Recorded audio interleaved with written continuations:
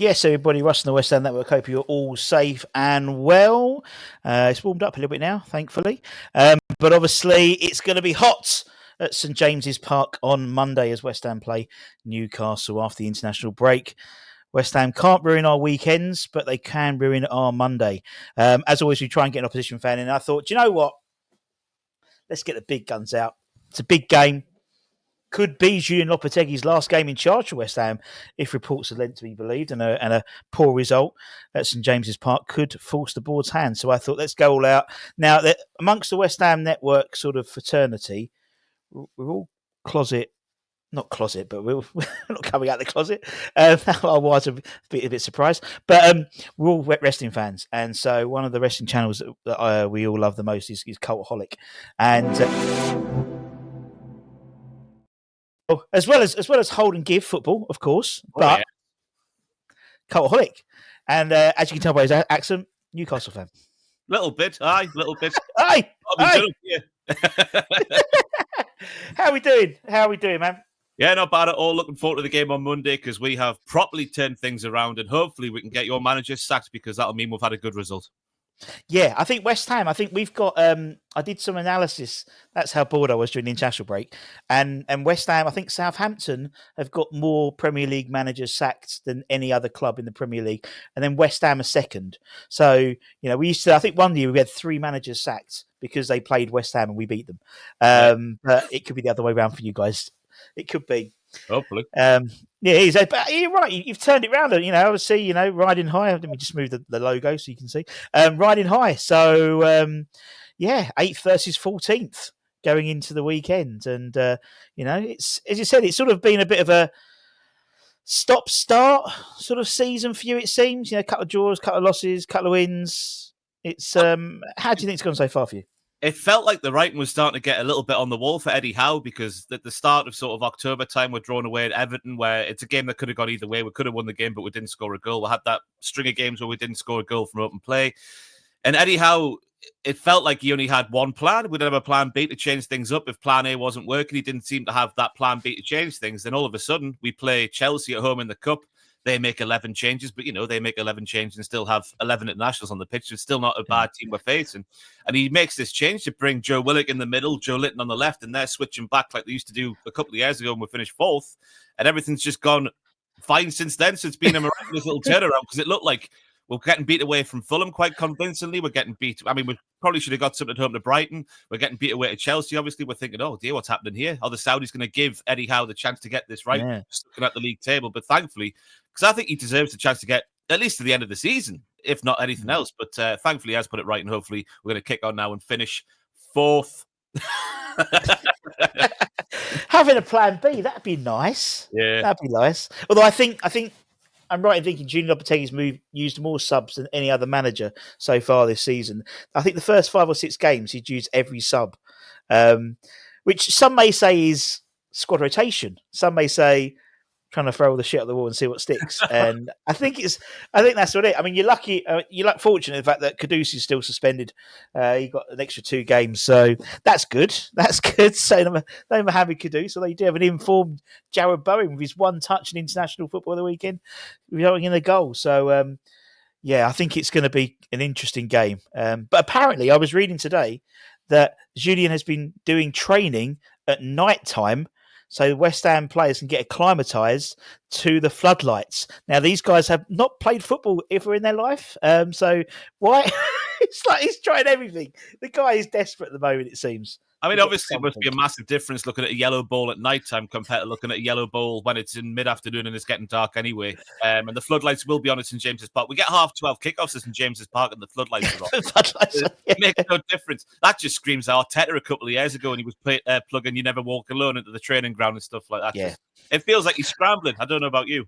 He is. I think he is scrambling a bit, to be honest. We've got the, we sort of have a bit of a running joke on the West Ham Network when we do cover his press conferences. We have the for sure monitor, which is how, and now we have the focus monitor.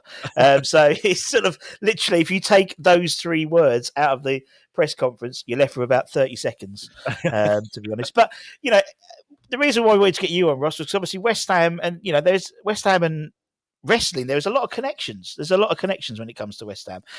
As you know, the big man, Trips, big West Ham fan. Big West Ham fan.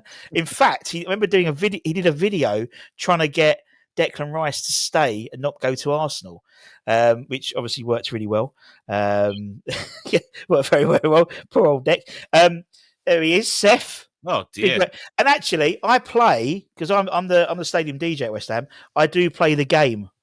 That's my sort of second half. Teams come out before bubbles. Oh, you're copying Arsenal. I see how you're playing. No. Me and Pete. I know the Arsenal DJ. Me and Pete would be doing it for the same time. But Pete sort of fits. He goes all over the place. I stick with Trips. Stick with the West Ham boys. Or a bit you got to branch out. There's so many better songs than Triple H's theme. But it's time to play the game, Ross, isn't it? I mean, look, there's Kofi. Actually, funny enough, the club did ask me to. He actually looks so happy to be wearing that shirt as well. He actually did ask me to start playing the New Day theme tune. I was like, no. Maybe when you get a new manager, that's the one to go with. It is. Funny enough, funny story. I once played. I think we played a game. It was basically Upton Park, and I played not thinking about it. Sort of played a song after we'd lost, and it was "The Changing Man" by Paul Weller. And some snarky journo went, "Oh, and even the DJ thinks it's time to change the man." No, of course they would write that. Of course they would. It's a good song. Big Dave. Bloody hell! Literally anyone to get in there, they tie them down and make them put on that horrible exactly, and do the eyes. No, but Big Dave final score. He blew up the stadium. I've seen that film, but it does ring a bell now. It's the shittest film because a lot of it's shot in, and obviously we had Green Street, didn't we? With Elijah Wood. I know that's a bit different, but yeah, we had loads of films at Upton Park, and Chris Jericho. I'm surprised you're showing that one. That's not a claim to fame anymore, is it? He's gone off as Chris Jericho, hasn't he? He's gone off. He's gone off. But it's Iron Maiden connection and stuff, and just to get friend of the channel, Colton Cole on. That's the only reason I do it because I love Colton. So there is a West Ham connection, but obviously in terms of yourself, obviously you got the Cultaholic stuff and the Hold and Give. Great channel. If you at the moment you're doing the sort of an EA FC career mode or FC 25 career mode, it's really fun. I really enjoy it because it's nice doing it live and seeing you work through all the intricacies of trying to do. What an infuriating game that is, by the way. It's just for some reason, once the stream will just get a game where it's impossible to play, and I'm just like having a full-on meltdown on camera, which I'm trying to not do. But when you're in the depths of an EAFC 2.5 game, you can't help it sometimes, can you? No. But it's not. But obviously, you got the football channel as well, so it's nice to sort of, you two big passions, football and wrestling. So it's nice to sort of sometimes switch off and talk football rather than wrestling. Yeah, I'm just conscious of it's still a very much spare time thing, the Hold and Give thing. So just when I get a spare bit, I do a bit of EFC. We'll do a bit of FIFA every Tuesday. it's still FIFA to me, man. But yeah, so it's nice, as you said, obviously. But Cultaholic pays the bills, isn't it? So yeah, it is, and doing very, very well. And obviously, the thing about wrestling, particularly on the YouTube channel, is there's no off season. No. So it is every 4 weeks or every 2 weeks or every week there seems to be a pay-per-view happening or a PLE, and even come January, obviously with Netflix, interest is going to go back up in it for wrestling. Getting a renaissance. Yeah, definitely a renaissance. It's going to be even worse now. Well, in terms of like content every week, it's going to be even worse next year because we've got 3 hours of SmackDown happening, then 3 hours of Raw, 2 hours of NXT, 2 hours of AEW as well. So it doesn't leave much of a working week left once you've palled your way through all the wrestling, unfortunately. But things like that. I mean, that's the trouble with the international break because you haven't got the games to look forward to. So you're coming up with content ideas. When we're in the Premier League, obviously we're going to December, really busy period. So playing every 3 or 4 days, it was easy when we're in Europe because there was always a game in between the week to sort of preview and stuff. So it is quite hard coming up with that sort of. There'd be so much content, so much wrestling. There's so much stories, so much news, so much reviews, reports. It's sort of almost like a conveyor belt, really, isn't it? Because you've always got to cover SmackDown, then Raw, then SmackDown, and AEW and NXT, which is my favourite. Yes, big fan of NXT, big fan. Anyway, that's alienating most of the audience now. Let's talk about some players. Obviously, there's quite a few players out for you guys at the moment. It seems some long-term injuries. the big man Sven, and Jamal and whatnot. So, how have you coped with sort of all those sort of injuries? Is the squad big enough to cope? Well, at the minute, since we don't have Europe this season, yes, it probably is, because you can't obviously factor in for the massive injury that Botman got, the massive injury that Lascelles got. They're both sort of due back. I think Sven Botman's not too far away. I don't think he's playing on Monday, but they're both sort of due back around about the same time. So we're never going to spend big on a centre back this summer, I don't think, with those two coming back. Even though we did go for Mark Gehi a hell of a lot, which I don't even know if that was real. How do you get to the point where you're bidding £70 million for Mark Gehi? With all due respect to Mark Gehi, how do you get to that point? I don't know. I remember there was once with us where we had put I think we'd paid Leeds and apparently we'd offered them 50 million for Rafinha and they went no. It's just okay. What about 50 million for Calvin Phillips? No. And it's like, well, what? It must be one of those really random things where someone has said to someone, how much? Oh, 70 million. Okay, 70 million Mark Gay. Good player, but I don't think it's worth 70 million, as you said. It's quite funny how it's turned out for Crystal Palace though this season, because they've turned down that for Mark Gehi. They turned down Bayern Munich's approach for the manager. Now I think they're just outside the bottom three, are they? Or 18th or something like that. They pretty much, I reckon they could be bottom or near enough bottom by the time Christmas comes along. They've got some really tough games going into Christmas. But one person that I'm not looking forward to, apparently he hasn't played all fucking season, but obviously, naturally, it's West Ham, is this man. Fucking can't stand this guy. Callum bloody Wilson. Honestly, he's like, you probably have it with Newcastle fans. You know, there's some players that always score against you. Callum bloody Wilson always scores against us. Glenn Murray always used to score against us. Neil Mopai, but obviously he'll be there with his former. I don't think they do the podcast anymore, Michael Antonio. So hopefully they'll be lining up against each other. But yeah, there was talk of us going in for him in the summer. Thankfully, they didn't come to fruition. Because he's obviously a lethal finisher. He's a fantastic footballer, but it's obviously the asterisk is next to his name is like when he's on the pitch, because I think he's missed almost half the games he could have played since he joined Newcastle back in 2020 now. Or 2021, whatever it was, back in lockdown times under Steve Bruce, a different world away. But he is obviously a fantastic player, but it is just that thing of getting him on the pitch and keeping him fit, because it's just not possible. So I think we've held on to him for a bit too long. Personally, I think he should have been maybe. I mean, obviously, hindsight's a wonderful thing, but I'm not going to sit here and go, at the time, keeping Chris Wood and getting rid of Callum Wilson would have been the thing to do, because Chris Wood was absolutely awful for Newcastle. Yeah. I cannot put into words how bad he was. So it's marvellous to see what he's doing now for Nottingham Forest, but it maybe we would have been better off if we did keep Chris Wood in hindsight, obviously, rather than Callum Wilson, because it's just he's never fit. And I don't know if he'll be fit for Monday. He's been out with... I think that the quote was a few weeks ago. He stretched something, and they didn't want to take a risk. That's how bad it's gotten. He's apparently building his load again, which sounds really, really weird. The sperm bank, is he? Yeah, that's what I mean. It's like, hey, he looks like a very our man. So but still, yeah. But it would end up if there's a chance he'll be there. He'll be there just to rile up the West Ham. I don't know what it is. It's just one of those just. Really annoys me. One guy that I'm glad isn't playing is a guy I love, Big Dan Burn. Suspended, five yellow cards. The little boy that was the left back, the centre half who's left back. I think I love Dan Burn. Such a mammoth man, and him alongside when Sven was playing at centre half. Big boys. We love a big boy. Yeah, never get a goal from a set piece for some reason. It's very, very infuriating watching our set pieces, because we've gone. I think I saw the stat in the Forest game, like 60 odd corners or something without scoring a goal or something like that. So it's some Premier League record at the moment or something. But yeah, it's weird when you see Dan Burn, because he is obviously 8 foot tall, and when you watch him playing left back against, you see the opposition team sheet, and there's always a little wing, and you're thinking, he's going to just get burned for pace all day long. And somehow it happens a couple of times a game, and it maybe costs us a goal or two on occasion. I can think of Elanga for Nottingham Forest last season, getting behind him and stuff like that. But by and large, he has really been one of our best players since he signed at the start of 2022, I think it was. Time is a big thing for me. Yeah, start of 2022. So yeah, he's been fantastic. He's had a lot of criticism this season, but I think since he shifted to centre back and got a run of games at centre back with Fabian Schär next to him, I think he has been one of our better players definitely this season. Yeah, I always used to because he always gave an option, wasn't it, when he's playing left back to go do a crossfield ball, because you're always going to out jump Crescenzio Somerville, isn't he, Dan Burn? He's 2 foot taller than beforehand. Actually, we tried that a little bit, I think, to be honest, this year.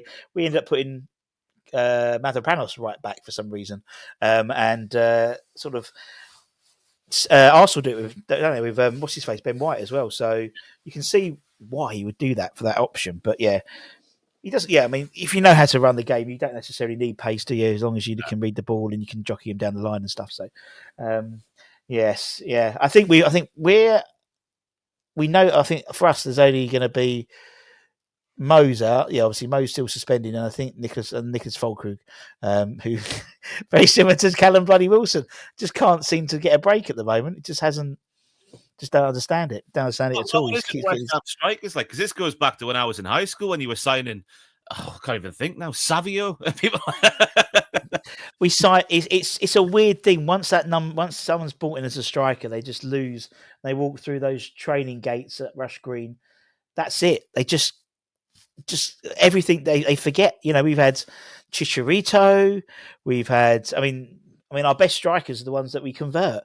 So so someone like Mikel Antonio, we brought as a right winger, right back, and then he's now our top Premier League goal scorer of all time. Marko Arnautovic, he was a right winger. They put him up front. So we shouldn't actually just buy strikers. I think that's the case. Just don't buy them. Just convert. They did try it with Bowen, but Bowen's far too small to do that, to be honest. But yeah, Nicholas. Although there is a potential that he might be on the grass soon. So I think Monday's a bit too much, but maybe for the Arsenal game, which could be Lopetegui's last game if we lose against you guys. Yeah, it's apparently they've used the international break as a contingency. They were doing all the plan A, plan B, plan C's, and so I think the general thing is if they lose on Monday, lose on Saturday next week, that's he's gone, which is never like to see someone lose their job, but he still gets paid, so Oh, he'll be getting a nice severance fee, I bet, when he gets. I imagine that contract was a couple of years at least to get paid. 2 year, yeah, 2 year deal. The third year additional if we got into Europe in the first 2 years. So, yeah, it's we'll see. But it's such a West Ham thing. I mean, that's why I like the West Ham Newcastle games, because anything can happen. I remember you guys coming to London Stadium, turning us over 6-1, 5-1. The other year, I remember going up to your gaff and winning, and it's a really good game. I'm really looking forward to it, and obviously West Ham fans aren't particularly looking forward to going up to Monday, up to St James's Park, and probably having to stay in Newcastle because they missed the last train home. Probably. That's sacrilege. Is that the fact they put that game on a Monday night, making West Ham travel all that way? Because Newcastle fans get that by and large a lot as well. Like just either like a tea time game on a Saturday or a Sunday 4:00, something like that. We get that a lot, which is obviously. They don't care about the fans, obviously, but that's a discussion for another day. I think that's been the way for a while now, isn't it? Yeah, although I think we do get after the Newcastle game, or maybe including the Newcastle game, we now have a 20 games which aren't interrupted by international football or something else now. So obviously there's no international football until March, and reality, unless you get knocked out of the FA Cup early, you haven't got a break now until March time. So thank God, because it's like it just seems with the international breaks every month it just seems you sort of, and you stop, and you go up, and you stop, and it's just no continuity of anything at the moment. So at least if we're going to be shit, we're going to be shit for 20 games rather than 3 games, then a couple of weekends respite, and then 3 games. But yeah. Sorry, I'm just saying it's bizarre they're sounding out another manager like now. Why wouldn't they make the change when they've got 2 weeks to let him bed in? Why would they wouldn't? Don't get it. I think the realistic is Newcastle away is a tough game to go to. Arsenal at home, tough place, tough game. They turned us over 6-0 last year and everyone walked out. Then after that, no disrespect to the teams afterwards, but we've got the teams like Leicester and Wolves and arguably more winnable games. But look at Ruben Amorim. He came in and he'd just been walking around Manchester for 2 weeks, during the like with his hoodie, and he had no one to sort of manage really. He just turns up and does the stadium tours, I think, by the looks of it. But so yeah, it's a strange one, and again, it's like who do you bring in, and it's like. It's a bit too early to bring in a firefighter manager, like someone to save the season. But then if you want to bring in a young progressive manager or maybe someone who's not going to hit the ground running, how long do you give him? It's just all a bit of a mistake. I think everything is a mistake at the moment. So, and it's on the cheap, always on the cheap. We won't pay any manager compensation to get a decent manager out of contract. So you'd be looking around and There's a few, but like Graham Potter and people like that. I was surprised no one other side's really got Graham Potter. If he was this great tactician, and he's been out of job for almost a year now. So very He's strange. apparently still getting paid by Chelsea, isn't he? Which means he's not actually actively looking for work. I think I read that a few months ago. He's still getting a certain amount of money every single month from them. I think it was Ajax, or the Ajax job, was like he was going to be interviewed for, and he turned it down. So obviously, he's probably earning more sitting there watching This Morning than actually going on the training ground. God bless Ben Shepherd, friend of the channel. Right, let's get predictions. What do we think, Ross? And obviously be as honest as you want. And I know you will be. The little thing for me is obviously the international break just scuppering momentum. We've had like Bruno going to Brazil. We've had players go around the world. Isak's obviously been playing a couple of games for Sweden and doing well. So maybe there's a little bit there that momentum might be a little bit of a question mark for Newcastle now, and leggy players being tired after national breaks and all that sort of stuff. But if we play like we have done recently, which is going back to the 2022-23 shithouses that we were, it's been fantastic to see the resurgence of the shithouse at Newcastle. If we do that and just batter you, I think we'll comfortably win 3-1. And I mean batter is in like just snap you all, break your legs, all that sort of stuff. All the dark arts of football that the journos like to talk about. If we do that well, I think we'll get a 3-1. Yeah, I can see that. I can see that, to be honest. Yeah, definitely. Yeah. I think if we come away with a point, I think that's a result for us, to be honest. Yeah. At the moment, we're just bereft of any confidence as a side, which is got a great team, but as Brian Clough says, on paper you don't win games, and we've got a great team, but it just seems like I just don't get it. I just don't understand. It just seems that they seem to be playing as a team of individuals, which is never good, as you know. Yeah. But yeah, I'll give it. I think a draw. Anyway, let's play a bit of fun. Fuck it. Let's not worry about Monday. But now, this is still patent pending. It's called Player Pictionary. So there's a lot of players who have played for West Ham and Newcastle, and that's basically the topic. So that's so it's Pictionary. Obviously, it comes to Christmas, but it's just for players, and it just shows you how my mind works as well. Late at night. Coming up with an idea, and then I go, shit, I have to write it down. So which former West Ham and Newcastle player is this player? That'll be Scott Parker. That's it. Things off. Easy Scottish one. Park. Don't know what the hell that is in the middle, but then you got Sam Kerr on the right there. That's a par light. Oh, fancy. Technical there we go. Technical term. Right. Okay. Good. So you get it. Yeah. Okay. Easy one as well. Rob Lee. See, what were you worried about? I had to put a wrestling reference in there as well. No one forgets about him because we haven't actually. I could have put Keith Robson. Actually, I could have put Keith Rob son because obviously, but that's a bit before your and my time. But I'm not familiar with Keith's work. the original Psycho, they called him. All right. He's a lovely man as well. He's a club ambassador as well. It was in the 70s. Okay, yeah. I'm going to go for Andy Carroll. That's yes! Big D. There's a car and a roll. smashing up in the fourth division in France. He's doing well. I saw that interview. It's costing him money to play, but that shows what kind of a guy he is. Well, he can't come home because he's having a divorce, isn't he? So he can't come home. I'll never forget seeing him in Tiger. I was about 18. And I think it was called the White Room in Tiger in Newcastle. There was like a private area at the back, like cordoned off with the ropes and whatnot. And you see big Andy Carroll. I don't know how old he would have been, about sort of 2010 sort of time, just when he was getting really, really good before his injury issues sort of hampered his career. And he just had this tray of Jaeger bombs. And I'm thinking, I didn't say it to say it, but I'm just imagining he saw them all off with no problem at all. Do you know what he was? I when he played for West Ham, I really, really liked him because I love an attacker who commands at least two defenders. Yeah, and he always did that. And when he was on his game, he was unplayable, and he scored one of the best goals I've ever seen at London Stadium. So a bicycle kick against Crystal Palace. So one of my top three. But yeah, top man. Same as Scott Parker, of course, and Rob Lee. Scott was. I used to love Scott. Oh, he was good for Newcastle, Scott Parker, because I remember when he signed for Chelsea, I was buzzing thinking, wow, we've got Scott Parker, we got him for like $6.5 million. I'm thinking that's a good sign, and that for, I think it was 2005. And then he signed for Newcastle. Loved the tackle, which was obviously fantastic to see. There's obviously that famous gif of him sending Joe Cole for a cartwheel in midair, which is an unbelievable tackle. But when he would get on the ball, and even as a teenager, it would make me tear my hair out. He would just get on the ball and pirouette 7 Yeah, times to pass it backwards. And I'm like, come on, man, just go forward. You can do it.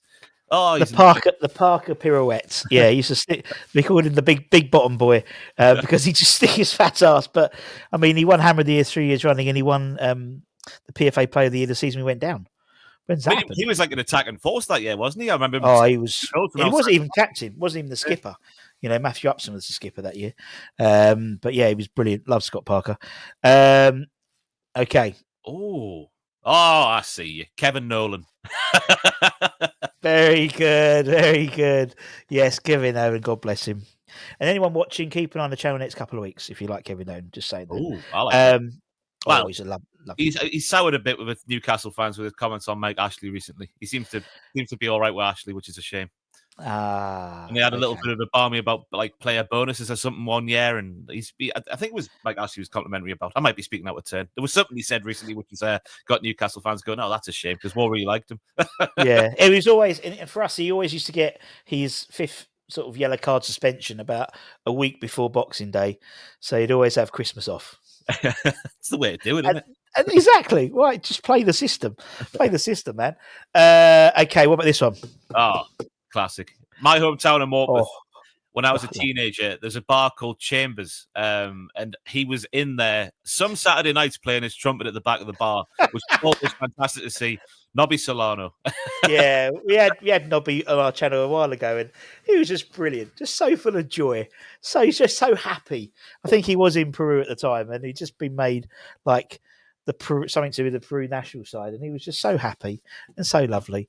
Not there for a long time for West Ham, but you know, made an impression. What a player, though! Broke my heart when we sold him.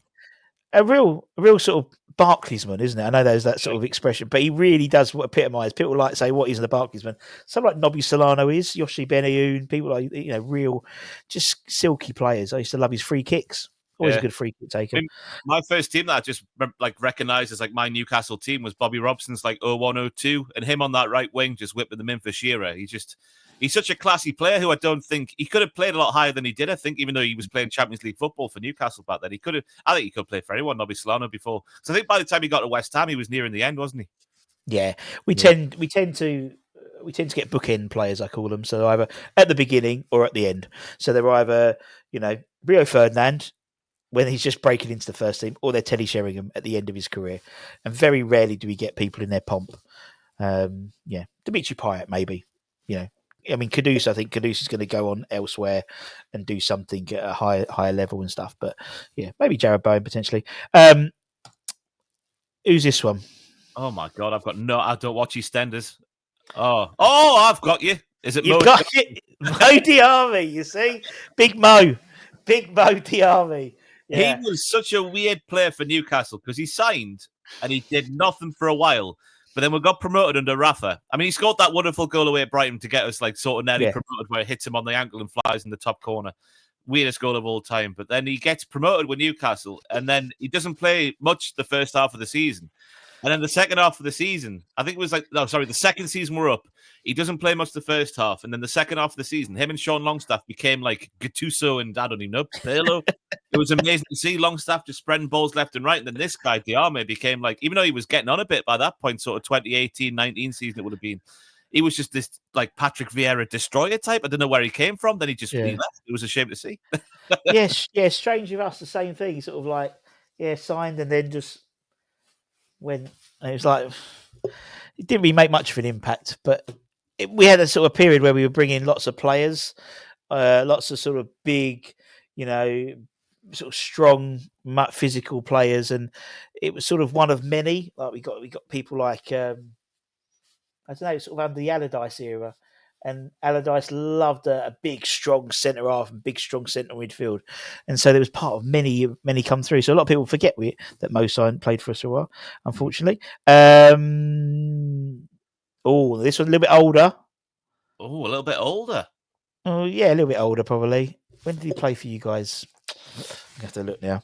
He played for us in the mid-90s. Oh, it's not Paul Kitson, is it? It is Paul Kitson. I don't know much about Paul Kitson. He was a little bit before my time, but I know he's a centre forward. That's as much. I know he had a lovely little bit of facial hair. That's pretty much it. I mean, he basically single-handedly, him and John Hartson kept us up when we bought them. We hadn't had a big man, little man combination from any since probably Cotty McAvenny, and he was brilliant in the sort of late sort of 96, 97, I think he signed, and was yeah. I once saw Paul Kitson in Woolworths. We're buying a massive bag of pick and mix. Back when footballers could be people as well. When they didn't get a cardo delivered or lived in high rise, $1 million, apartments, he was in Woolworths getting a pick and mix, bless him, and it was a big bag of pick and mix, and there weren't many flumps in there, they were like wine gums and big, The heavy stuff, heavy, the expensive stuff, man. In the same ilk of that era. Are we going Les or we're going Dennis? Dennis? No, we'll go with Les. Oh, is it Les Ferdinand? It's Les Ferdinand, indeed. It is. Les Tail Plug and he's brilliant during the mid-90s. Tail Plug, yeah. Les Ferdinand, yes. Again, came to us at the bookend of his career. Remember smashing it for you guys, sort of in the mid-90s as well. So, 95. That was proper. The Newcastle I remember, sort of Espria, Les Ferdinand. Real sort of. But then he went to Tottenham after Newcastle. Then he came to us. I don't know what the story is with him going to Tottenham, because obviously that season when him and Shearer were together, they famously got 49 goals together, and you're thinking, wow, imagine that stayed together for 5 years, where we could have gone. But yeah, he went to Spurs, who at the time weren't exactly pushing for the league like we were at the time. So it was I guess it was a case of him wanting to go back home, I imagine. Yeah, I think Spurs were his club, and I think he saved them from like relegation or something. They were really shit. Him and Klinsmann, I think, at the time. So, what we got? Any more? Yeah. Is it Kieran Trippier? No. Is it Kier? Oh. It's Kieran Dyer. Thank you, Ryan. Dyer. There we go. There, Kieran Dyer. There we go. Yes, a strange one for West Ham, but he was obviously famous for his spats, wasn't it? Was it the fight with Dave? Did he have a fight with Davey Batty? Lee Bowyer. Lee Bowyer, that was it. Another West Ham. Oh, let me just check. No, keep that one. No, I didn't put Lee on there. But yeah, yes, I think he played almost 200 games for you guys. But West Ham, no, 30. It's another one who's just obviously injuries ruined his career, because on his day for Newcastle, I mean, he's not well liked up on Newcastle for certain things up and down the years. Obviously, telling Bobby Robson to piss off when Bobby wanted him to play right midfield away at Middlesbrough, and then in the same game he comes on and he slips, and that leads to a goal, and it never got right from there really for him. Even though I think under Graham Souness he was very, very good when we got to the was it the quarters or the semis of the UEFA Cup against Sporting Lisbon back then. He was unbelievable. Again, he was a key part of my team when I was like my first Newcastle team when I was growing up. He could play on the wing because he was rapid earlier on in his career before the injuries really took their toll. But I did listen to a podcast appearance he did on Open Goal recently, and he was just saying the stories of how they misdiagnosed what was wrong with them. And then it was Glenn Roeder who finally said, this is 2006-7 when Glenn Roeder took over Newcastle. He finally just said, go and see my old West Ham physio from the 80s or whatever it was. And he just got they identified what was actually wrong with him straight away. But obviously with all the years of misdiagnosis, it was too late for him.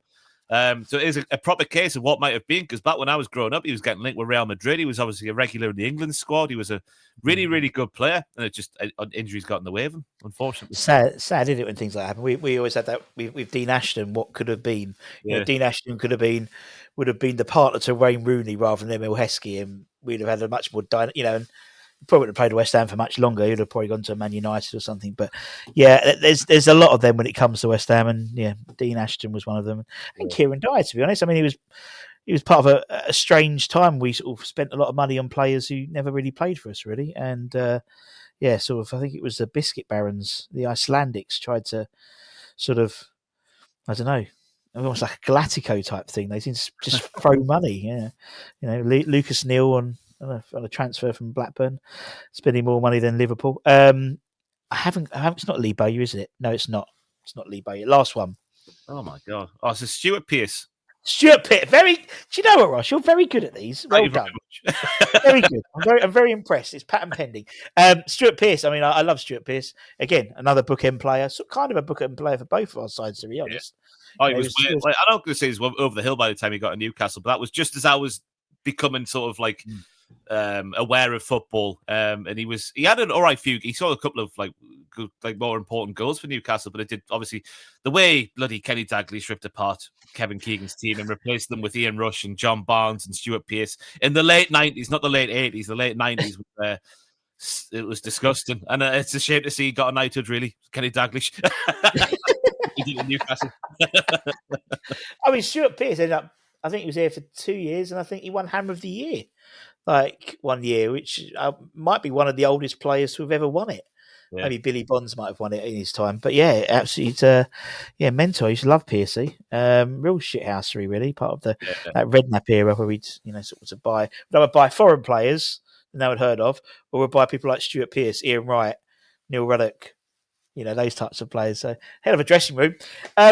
Mate, it's been an absolute pleasure. I know you've got a busy week coming up. And so, listen, Geezer, I really, really appreciate it. And obviously, if you're a wrestling fan, cultaholic.com. I'm sure you watch it already. And then also Hold and Give if you like the old football content as well, particularly the career modes on. Still FIFA to me. It's still FIFA. I don't know. Yeah, just rebadged it, you fool. It's still a mini Metro. Listen, Ross, take care, man. It's been an absolute pleasure, and I wish you all the best for Newcastle after Monday. Yeah, I was going to say thank you for having me on, but I do hope you lose handsomely on Monday. Take care, everyone. Take much love. See you soon. Bye bye.